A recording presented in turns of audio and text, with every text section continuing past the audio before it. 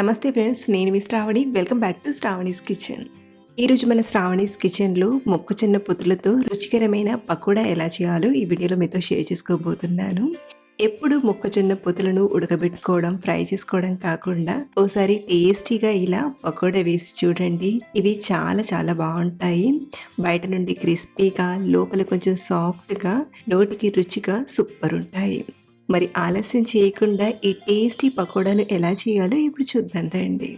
ముందుగా ఒక 2 మొక్కజొన్న పొత్తులను తీసుకోండి. వీటిని ఒలిచే పని లేదండి, కత్తితో ఇలా కట్ చేస్తే సరిపోతుంది. ఇలా ఒక 2 నిమిషాల్లో వీటిని కట్ చేసుకొని మరొక 5-10 నిమిషాల్లో పకోడాలా వేసుకోవచ్చు. అలాగే మరొక విషయం అండి, ఇలా మనం కట్ చేసి చేయడం వలన వీటిని ఆయిల్లో ఫ్రై చేసేటప్పుడు చిట్లినట్టుగా కాదు, అదే మనం ఒలిచి చేసామంటే కొంచెం పేలిపోయే ఛాన్స్ ఉంటుంది. కాబట్టి మీరు కూడా కంపల్సరీగా ఇలా కట్ చేసి తీసుకోండి. ఇలా కట్ చేయడం వలన మనకు ప్రతి ఒక్క కార్న్ అనేది కట్ అవుతుంది. దీంతో మనం ఈజీగా ఆయిల్లో ఫ్రై చేసుకోవచ్చు. సో ఇలా మనం తీసుకున్న 2 మొక్కజొన్న పొత్తులను కట్ చేసి ఒక గిన్నెలోకి తీసుకోండి. ఇప్పుడు ఒక చిన్న మిక్సీ గిన్నెలోకి ఒక 2 పచ్చిమిరపకాయ ముక్కల్ని, 1 ఇంచ్ అల్లం ముక్క, 6-7 వెల్లుల్లిపాయలు తీసుకొని ముందుగా వీటిని గ్రైండ్ చేసి తీసుకోండి. ఇలా గ్రైండ్ చేశాక ఇందులోనే 1 లేదా 2 టేబుల్ స్పూన్ల పల్లీలను తీసుకోండి.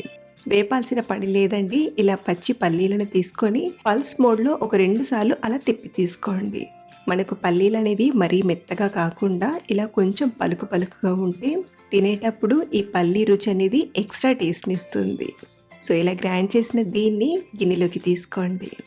ఇప్పుడు ఇందులోకి 1/2 టీ స్పూన్ జీలకర్ర, 1/2 టీ స్పూన్ పసుపుని, రుచికి సరిపడా ఉప్పు, 1/2 టీ స్పూన్ కారం, సన్నగా తరిగిన ఉల్లిపాయ ముక్కల్ని, అలాగే పిడికడంత కొత్తిమీర ఆకును, బైండింగ్ కోసం ఒక 3 టేబుల్ స్పూన్ల శనగపిండిని, మరో 3 టేబుల్ స్పూన్ల బియ్యం పిండిని తీసుకొని బాగా కలపండి.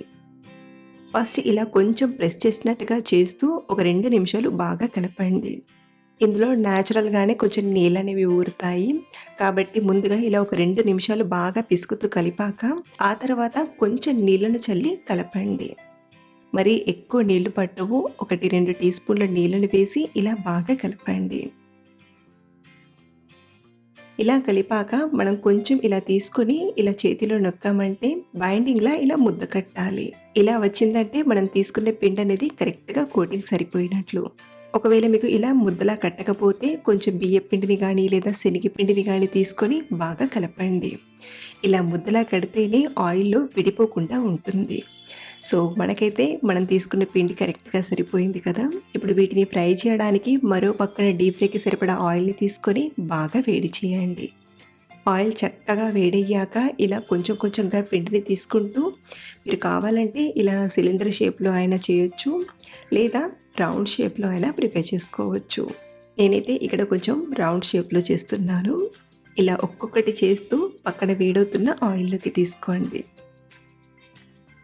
ఇలా ఆయిల్లో సరిపడాన్ని తీసుకున్నాక మంటను మీడియం ఫ్లేమ్లో పెట్టి ఒక 2 నిమిషాలు ఇలాగే ఫ్రై అవ్వనివ్వండి.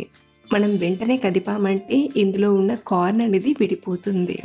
కాబట్టి ఇవి కొంచెం ఇలా గట్టిపడ్డాక ఇలా కదుపుతూ స్లోగా ఫ్రై చేయండి. ఇవి క్రిస్పీగా వచ్చి ఇలా మంచి కలర్లోకి వచ్చేంత వరకు మీడియం ఫ్లేమ్లోనే ఫ్రై చేయండి. ఇలా జాలిగరిటతో తీసుకొని ఎక్స్ట్రా ఆయిల్ని దులిపేసి ప్లేట్లోకి తీసుకోవడమే. మళ్ళీ సెకండ్ టైం ఫ్రై చేసుకునేటప్పుడు ఏమైనా కార్న్ విడిపోయి ఆయిల్లో మిగిలిపోతే వాటిని ఇలా పక్కకు తీసుకొని మళ్ళీ సెకండ్ టైం తీసుకొని ఫ్రై చేయాలి. ఇలా మనం సాయంత్రం టైంలో అయినా లేదా పప్పు చారులోకి నంచుకుంటూ తినడానికైనా ఒక 10 నిమిషాల్లో చేసుకోవచ్చు. సో సింపుల్ వేలో మంచి టేస్టీగా కార్న్ పకోడా ఎలా చేయాలో చూస్తారు కదా. మీరు కూడా ఒకసారి ఈ స్టైల్లో ట్రై చేసి చూడండి, చాలా బాగా కుదురుతాయి. అలాగే మీరు ట్రై చేశాక మీకు ఎలా వచ్చాయో కింద కామెంట్లో చెప్పడం మర్చిపోవద్దు. మరిన్ని రెసిపీస్ కోసం మన ఛానల్ని ఫాలో అవ్వండి. Thanks for watching.